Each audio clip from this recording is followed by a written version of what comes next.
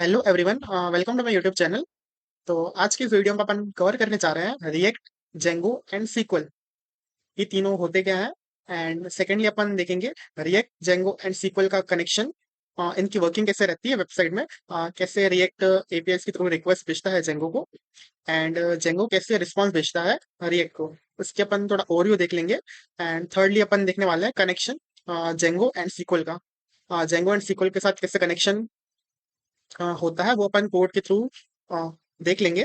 And इस पूरी playlist में अपन एक छोटा सा क्रूड ऑपरेशन लिख लेंगे, जिसमें अपन फ्रंट एंड के लिए रिएक्ट का यूज करेंगे, बैक एंड के लिए जेंगो, एंड डेटाबेस में अपन सीक्वल का यूज करेंगे।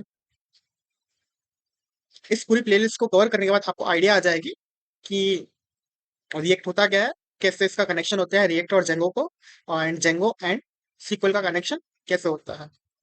तो सबसे पहले अपन इंट्रोडक्शन देख लेते हैं रिएक्ट का। इसके लिए अपन इसकी ऑफिशियल वेबसाइट में चले जाते हैं रिएक्ट की।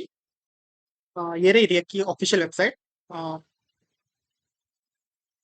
इसमें रिएक्ट के बारे में थोड़ा बहुत बताया गया है कि रिएक्ट जो है एक जावास्क्रिप्ट की लाइब्रेरी है, जो यूजर इंटरफेस, वेब पेज का जो भी यूजर इंटरफेस है ना, उसको बनाने के लिए अपन यूज करते हैं। रिएक्ट के थ्रू है ना, अपन जो पूरा पेज रहता है ना, उसको पूरा छोटे छोटे कंपोनेंट्स में अपन उसको डिवाइड कर देते हैं। जिससे एडवांटेज ये रहता है कि जब भी अपन को पेज चेंज करना हो ना, तो पूरी वेबसाइट लोड नहीं होती, खाली उतना कंपोनेंट जो होता है ना वही लोड होता है। जैसे मेरे को ट्यूटोरियल से ब्लॉग पे जाना है, तो मैं ब्लॉग पे गया तो ये मेरी पूरी वेबसाइट लोड नहीं हो रही, खाली इतना जो कंपोनेंट है ना वही लोड हो रहा है। हेडर का हेडर वैसा का वैसा ही पड़ा है, हेडर वैसा ही पड़ा है, और पूरी वेबसाइट लोड नहीं होती, खाली जितना कंपोनेंट अपन को चाहिए रहता है ना वो उतना ही लोड होता है।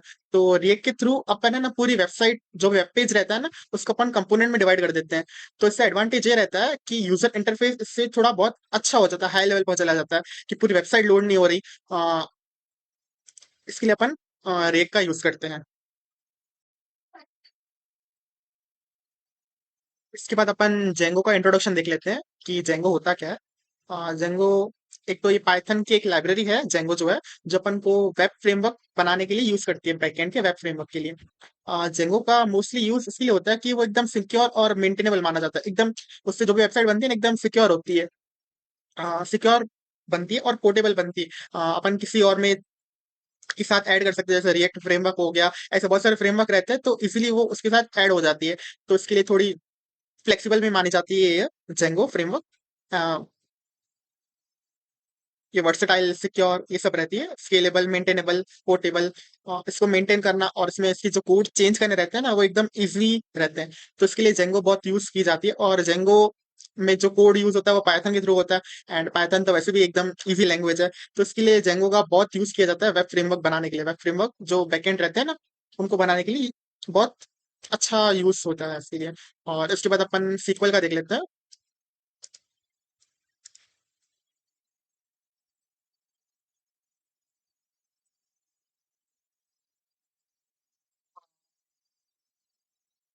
सीक्वल का सबको पता ही होगा, रिलेशनल डेटाबेस जो भी रहता है सब रिलेशनल में रहते हैं। एक प्राइमरी की रहती है, फॉरेन की रहती है, सबके साथ थोड़े थोड़े रिलेशन रहते रहे। हर टेबल के साथ अपन रिलेशन बना के रखते हैं। ये इस टेबल के साथ प्राइमरी की, इस टेबल के साथ रिलेशन, और एक ओपन सोर्स है फ्री।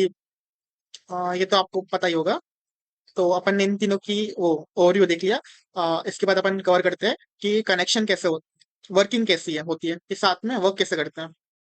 तो अपन अपनी मेन टॉपिक पे आ जाते हैं। रिएक्ट, जेंगो एंड डेटाबेस, ये तीनों साथ में वर्क कैसे करते हैं। रिएक्ट अपना फ्रंट एंड जो यूजर इंटरफेस होता है ना उसके लिए यूज होता है। जेंगो बैकएंड, जहाँ पे अपना बैकएंड डेटा पूरा मैनेज होता है वो जेंगो हो जाता है। और डेटाबेस जहाँ पे अपना डेटा जो अपन स्टोर होता है वो डेटाबेस अपना। सबसे पहले क्या होता है, रिएक्ट क्या करेगा, रिक्वेस्ट भेजेगा एपीआई के थ्रू जेंगो को। फिर जेंगो वो रिक्वेस्ट को समझेगा कि वो रिक्वेस्ट कहाँ से आई है। इसके लिए अपन कोड में देखेंगे कि जो अपना वही उतने उतने उतने पोर्ट से ना अपन को जेंगो के कोड में अपन को डालने पड़ते हैं कि इस पोर्ट से रिक्वेस्ट आए तभी वो एक्सेप्ट करेगी। अपन कोड में अपन पूरा इसको देखेंगे। तो क्या करता है, ये रिएक्ट भेजेगा इसको रिक्वेस्ट को जेंगो को, और जेंगो देखेगा कि भाई ये जो रिक्वेस्ट आ रही है ये ट्रस्टेड ट्रस्टेड पोर्ट से आ रही है कि नहीं आ रही है। तो वो पूरा समझेगा, और उसको जो भी सही लगेगा ना वो उसको सही लगेगा तो अपडेट कर देगा, डिलीट कर देगा अपने डेटा पे जेंगो के थ्रू। वो ये डेटाबेस के साथ जो कनेक्ट रहता है अपडेट कर देगा डेटाबेस में। अगर वो और रिस्पॉन्स भेज देगा कि भाई मैंने तेरी जो तुम रिक्वेस्ट भेजी थी मैंने तेरे को अपडेट करके दे दिया, और उसको सही नहीं लगेगा तो वो बोल देगा अपने रिस्पॉन्स में कि मैंने तेरे को अपडेट करके नहीं दिए। तेरी रिक्वेस्ट सही नहीं थी, या ये एरर थी, वो एरर थी, रिस्पॉन्स में उसको रिस्पॉन्स देता है, मतलब आंसर देता है। ये क्वेश्चन पूछता है और उसके रिस्पॉन्स में वो उसको आंसर देता है कि भाई मैंने किया है नहीं किया है। और जैसे अपन ये देख लेते हैं, राउटर। राउटर इसके लिए यूज होता है रिएक्ट में, वो वेब पेज को चेंज करवाने के लिए। इसके छोटे छोटे कंपोनेंट्स रहते हैं एक ही पेज में, जो मैंने आपको ऊपर बताया, हेडर अलग कंपोनेंट, उसके नीचे वाला अलग कंपोनेंट। ये एचटीटीपी के थ्रू, एपीएस के थ्रू वो रिक्वेस्ट भेजता है। ये अपन पूरी एपीएस कैसे बनती है ना, ये अपन पूरा कोड में देखेंगे। जेंगो को भेजता है और जेंगो देखता है कि सही है कि नहीं है, तो फिर वो डेटाबेस में चेंज करता है, अगर चेंज करने जैसा लगता है तो। नहीं तो वो रिस्पॉन्स में भेज देता है कि मैंने तेरी एपीएस का कोई भी रिस्पॉन्स नहीं दिया है, क्योंकि वो सही नहीं थी। जो भी रिस्पॉन्स सही नहीं लगता, वो रिस्पॉन्स में वो भेज देता है। तो सबसे पहले अपन को एक एप्लीकेशन क्रिएट करनी रहेगी। मैंने यहाँ पे फोल्डर क्रिएट कर दिया डेमो करके। उसमें दो फोल्डर है, बैकएंड और फ्रंट एंड। जो भी काम अपना बैकएंड का रहेगा वो अपन बैकएंड में करेंगे, फ्रंट एंड में का जो काम रहेगा अपन फ्रंट एंड फोल्डर पे करेंगे। तो अपन को जेंगो का काम करना है, तो बैकएंड फोल्डर अपन चले जाते हैं उसमें। उसमें टाइप करते हैं सीडी बैकएंड। एप्लीकेशन क्रिएट करने के लिए दो तीन कमांड है जो यहाँ पे मैंने टाइप करके रखी है, वो मैं कॉपी पेस्ट कर देता हूँ। इसमें जो भी आपको एप्लीकेशन का नाम देना हो आपको, वो दे सकते हो। एक एप्लीकेशन बन गई है मेरी यहाँ पे।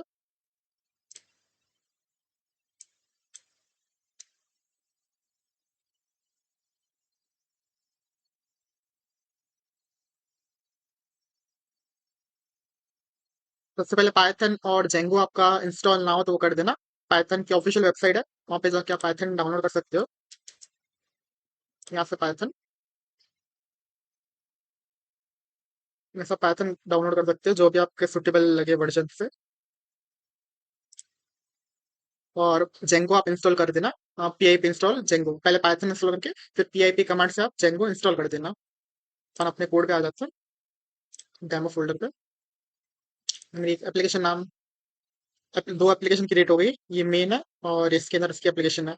और इसमें अपन अपने फील्ड्स वाली क्लास बना देंगे। उसके लिए मैं कोड पड़ा है मेरे पास, मैं कॉपी पेस्ट कर देता हूँ।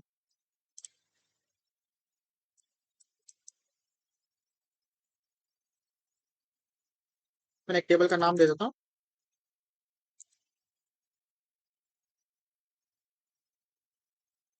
Employ data. ये अपना टेबल का नेम रहेगा, इसके अंदर दो फील्ड है, ईमेल एंड पासवर्ड करके। इसमें लेंथ और ये सब डेटा टाइप जो भी आपको देना है वो आप दे सकते हैं।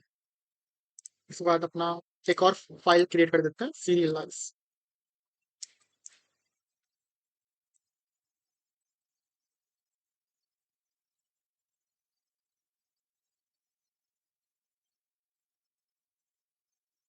ये मॉडल्स अपना ये रहा। इसके अंदर जो भी क्लास से सारी इंपोर्ट करवाने के लिए अपन ने स्टार डाल दिया।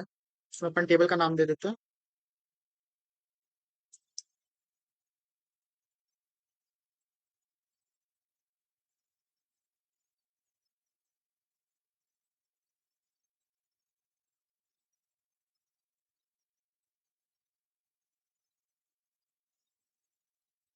इस फाइल का यूज ये रहता है कि जो भी कॉम्प्लेक्स डेटा टाइप रहता है ना, पाइथन डेटा टाइप में कन्वर्ट करने के लिए सीरियलाइज फाइल अपन एक बनाते हैं। इसके बाद व्यू वाली फाइल,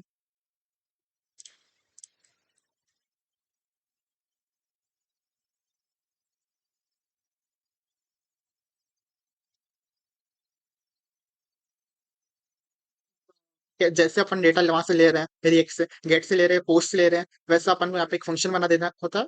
और इसमें अपना एम्प्लॉय सीरियलाइज करते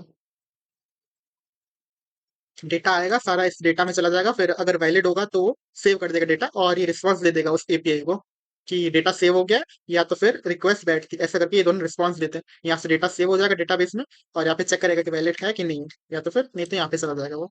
अपन एक और फाइल क्रिएट कर देते हैं, यूआरएल्स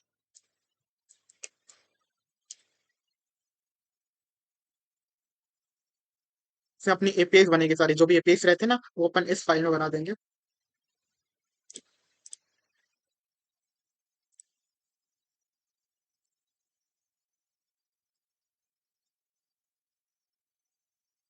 इसमें पाथ अपन इंपोर्ट करवा देंगे यहाँ से, जो अपन को यहाँ पे चाहिए रहेगा। एंड यहाँ पे अपना वो एपीआई का नेम जो अपन कुछ भी दे सकते हैं, एम्प्लॉय डेटा, मैंने यहाँ पे ये नेम दे दिया।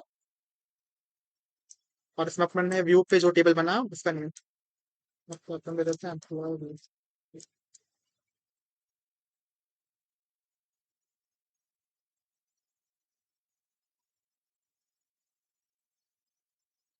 और नेम आप यहाँ पे कुछ भी दे सकते हो, अगर नहीं देना हो तो नहीं भी दे सकते हो। और अपनी ये वाली यूआरएल फाइल, सो कमेंट्स हटा देते हैं पहले सारे।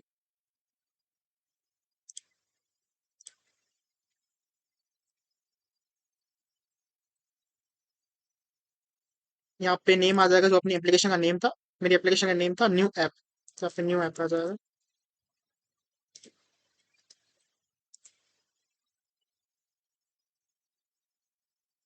ये मेन यूआरएल वाली फाइल रहती है जो इस ऐप के अंदर रहती है, और जो अपन एपीएस बनाते हैं ना अपनी अलग अलग मॉडल्स के लिए अलग अलग एपीएस, वो जैसे जैसे आप धीरे धीरे करोगे आपको पता पड़ जाएगा। तो वो सारी एपीएस इस फोल्डर में आती है। ये मेन रहती है और इस एप्लीकेशन के लिए रहती है।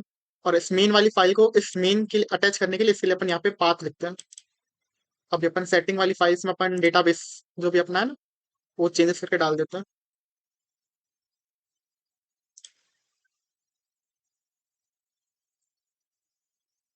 इसमें ये पूरा आ जाएगा, नेम में टेम्प आ जाएगा, मैंने अपने डेटाबेस के नाम टेम्प दिया था तो टेम्प आ जाएगा। और होस्ट में ये आ जाएगा। बस SQL अपन ओपन करते हैं।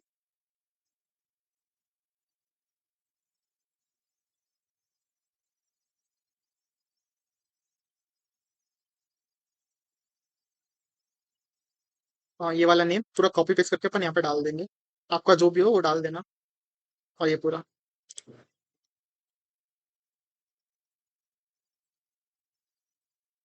कोर्स कुछ भी नहीं। और ऑप्शन में ये जो भी आपका SQL का वर्जन वर्जन चल रहा हो, ड्राइवर 17 मेरा ये चल रहा था तो मैंने ये डाल दिया।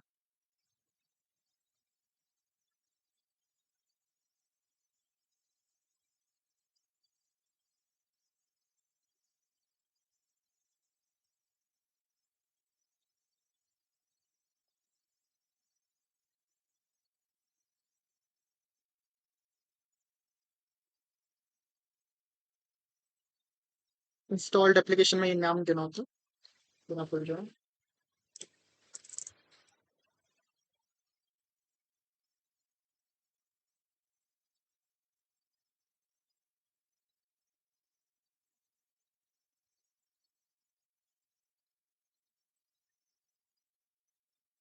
इसमें कोर्स हेडर ये थोड़ा सिक्योरिटी के लिए यूज होता है। और एप्लीकेशन में आपकी जो एप्लीकेशन का नेम है वो दे देना, मेरी न्यू ऐप है डॉट एप्स, इसके अंदर जो फाइल है।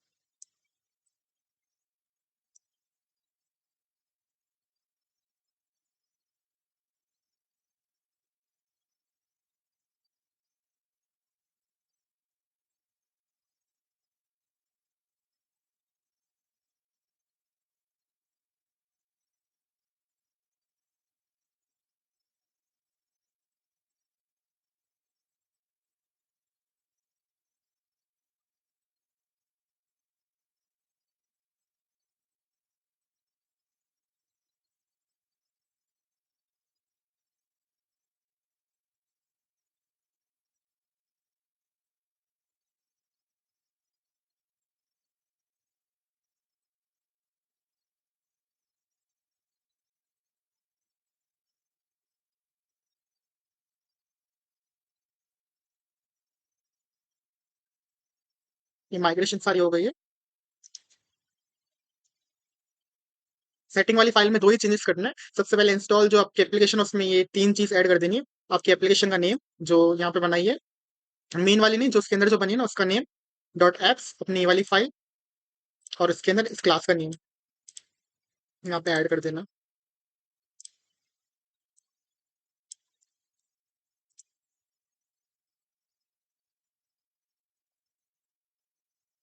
ये जितनी माइग्रेशन होगी ना वो यहाँ पे आपको सब बता देगा कितनी माइग्रेशन है। एक ही टेबल अपन बनाया तो एक ही टेबल का नाम आएगा, जितने भी आप टेबल बनाओगे माइग्रेशन होगी वो सारी आपको यहाँ पे बता देगा। Make migrate.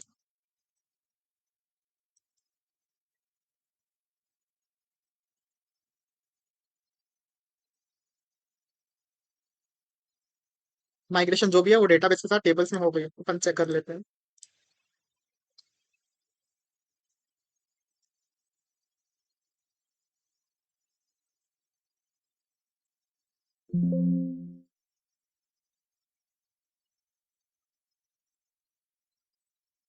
एम्प्लॉय डेटा का टेबल का नेम आ गया। इसमें दो कॉलम थी, ईमेल एंड पासवर्ड, सब आ गया। अब अपन मीन अपन सर्वर को रन कर देते हैं।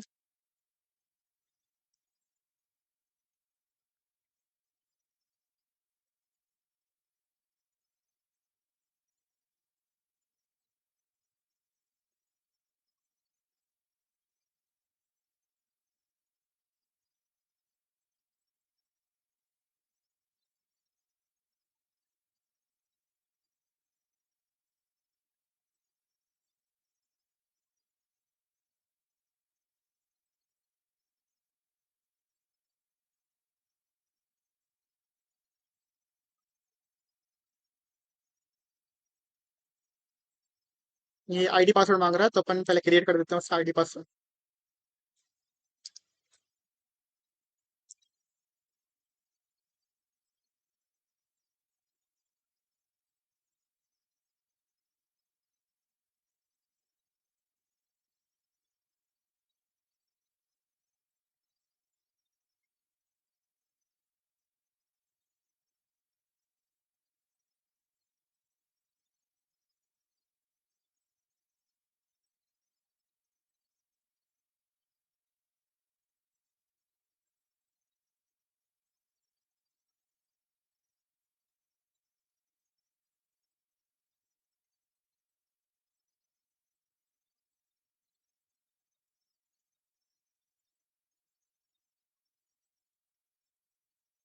अभी अपन को यहाँ पे टेबल से नेम शो नहीं कर रहे हैं क्योंकि अपन ने ऐड नहीं किए हैं वहाँ पे, तो यहाँ पे अपन ऐड कर देते हैं।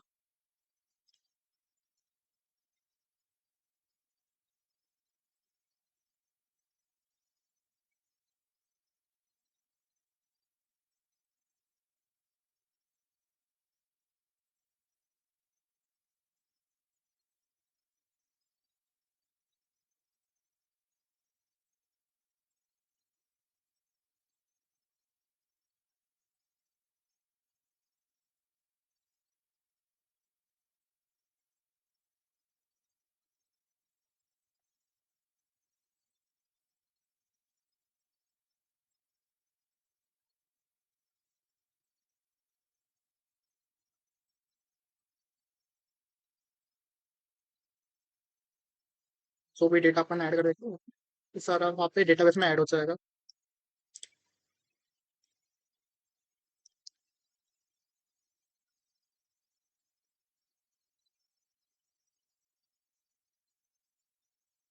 डेटाबेस में ऐड हो गया ये तो।